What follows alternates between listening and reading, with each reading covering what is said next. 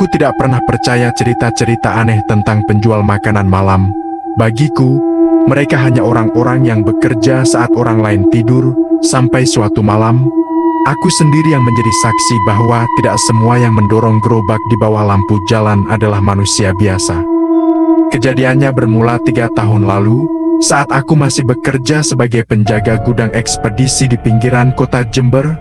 Jam kerjaku dimulai pukul 10 malam hingga 6 pagi. Gudang itu sepi, hanya suara serangga dan deru truk yang sesekali datang. Di sekitar gudang, hampir tidak ada warung, kecuali satu penjual nasi goreng yang selalu mangkal setiap malam di tikungan jalan tanah, sekitar 100 meter dari pos jaga. Tidak ada yang tahu pasti sejak kapan penjual itu ada. Ia tidak pernah datang sebelum pukul 11 malam, dan selalu menghilang sebelum subuh. Gerobaknya sederhana, tua, catnya mengelupas, roda berdecit setiap didorong. Yang aneh, lampu minyak di gerobaknya selalu menyala stabil meski angin malam kencang. Pertama kali aku membeli nasi goreng darinya, aku hanya merasa masakannya enak, rasanya gurih. Tapi ada sensasi aneh yang tidak bisa kujelaskan, seperti ada rasa hangat yang terlalu dalam, membuat tubuhku rileks, hampir mengantuk. Penjualnya laki-laki, usia sekitar 50-an, kulitnya gelap, wajahnya kurus, matanya cekung. Ia jarang bicara, kalau ditanya, hanya menjawab seperlunya, suaranya pelan, serak, seperti orang lama tidak minum. "Apa mau pedas, Mas?" katanya. Sedang saja, Pak," jawabku. "Baik, tunggu." Tangannya cekatan, tapi setiap kali ia mengaduk nasi goreng, sendok besinya tidak pernah berbunyi menyentuh wajan, padahal wajan itu jelas dari besi tua. Aku pikir mungkin aku salah dengar. Malam-malam berikutnya, aku sering membeli darinya, bukan karena lapar saja, tapi entah kenapa rasanya seperti ada dorongan, seperti kalau tidak makan nasi goreng itu, malam terasa panjang dan berat. Suatu malam, aku datang lebih awal, sekitar pukul 10:30. Gerobaknya sudah ada, tapi penjualnya tidak terlihat. Wajahnya masih dingin, lampu minyaknya menyala. Aku menunggu 5 menit, 10 menit, tidak ada tanda-tanda orang. Saat aku hendak kembali ke pos, tiba-tiba suara roda berdecit terdengar dari belakangku. Aku menoleh, dan penjual itu sudah berdiri di samping gerobaknya. Aku yakin sebelumnya tidak ada siapapun di situ. "Kok bisa datang tiba-tiba, Pak?" tanyaku, setengah bercanda. Ia menatapku lama, terlalu lama, matanya hitam pekat, nyaris tanpa pantulan cahaya. "Sudah lama di sini?" jawabnya pelan. Aku tertawa kecil, mencoba mengabaikan rasa tidak nyaman. Malam itu, saat aku makan nasi gorengnya, rasanya berbeda, lebih asin, lebih berat setelah menghabiskannya. Dadaku terasa sesak, aku berkeringat dingin, tapi anehnya, pikiranku justru terasa kosong dan tenang. Sejak malam itu, aku mulai bermimpi aneh.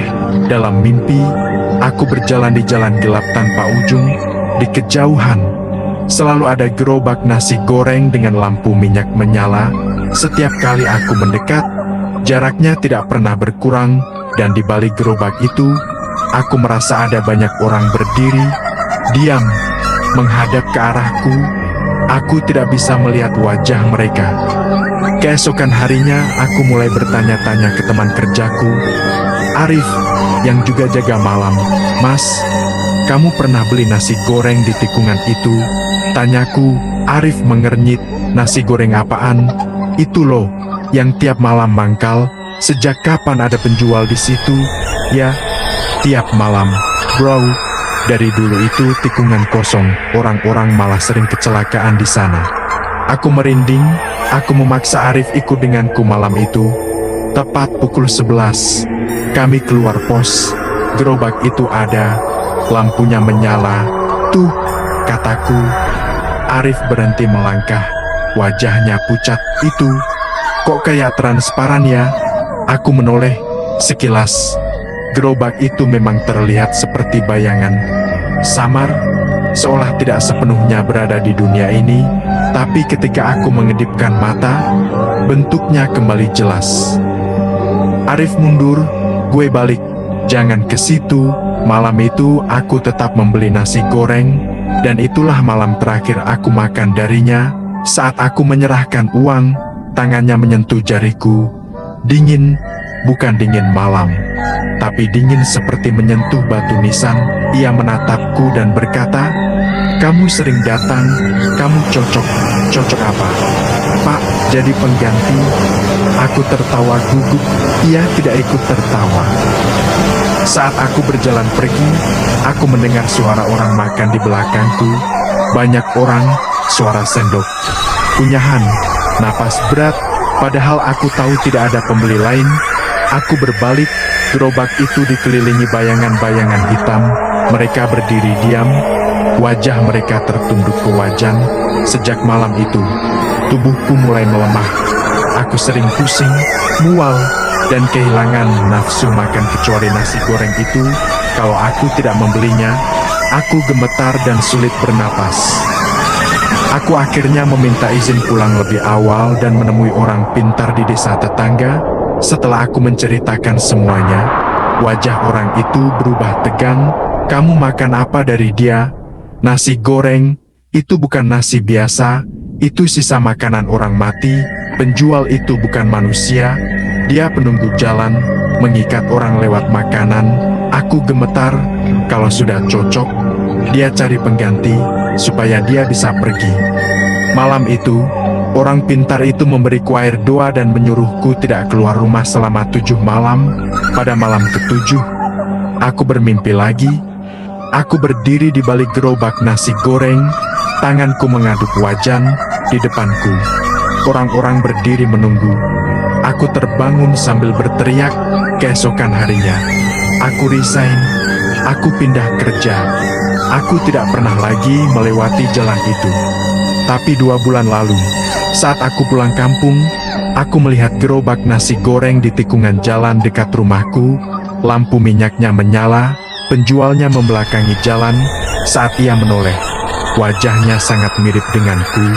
Dan sejak malam itu, setiap lewat tengah malam, aku sering mencium bau nasi goreng dari depan rumahku, padahal tidak ada siapapun di sana. Jika suatu malam kamu membeli nasi goreng dari penjual yang tidak pernah bicara banyak, tidak pernah terdengar suara wajan, dan selalu muncul setelah tengah malam, perhatikan baik-baik bayangan wajahmu di kaca gerobaknya. Siapa tahu, itu bukan lagi bayanganmu.